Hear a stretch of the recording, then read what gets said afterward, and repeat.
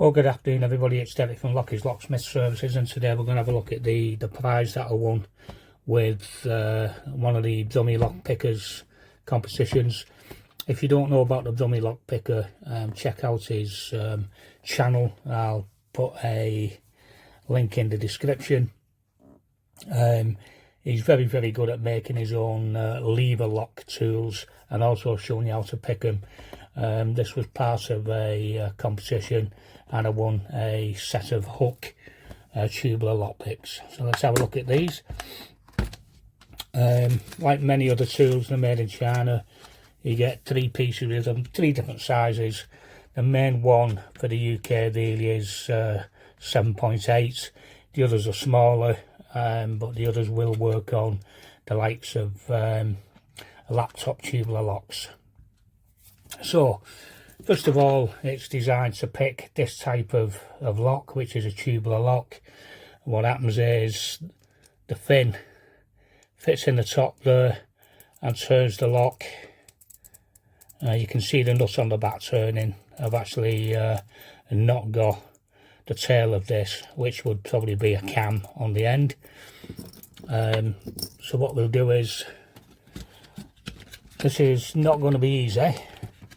This is set up so when you get these as a pack, all this is in place. These rubber bands actually control how easy it is for these pins to go down. So actually what you're actually doing is, when you put that into the tubular lock, you're actually making an imprint. The pin's pushed down. There's actually a pin on the inside that comes separate. It comes in a little bag with the Allen key that goes in, and that's the bit that fits where the key fin would fit. That's up there. If you find it's a little bit too thick, you might have to file it down a bit.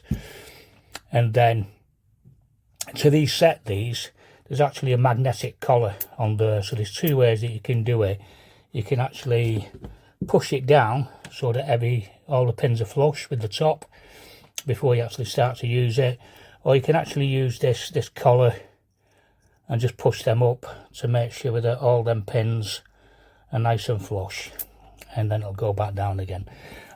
So obviously it's very difficult trying to show this in a vise, so I'll try and do it by hand.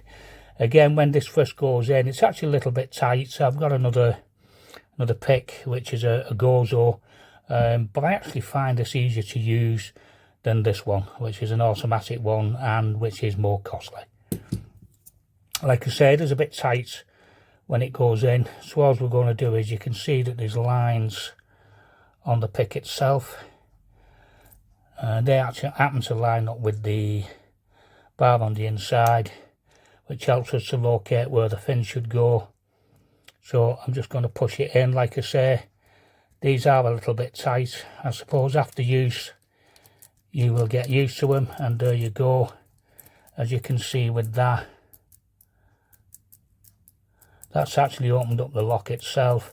And as the Brummie lock picker reminds people, turn it back to where the fin should be before you pull it out.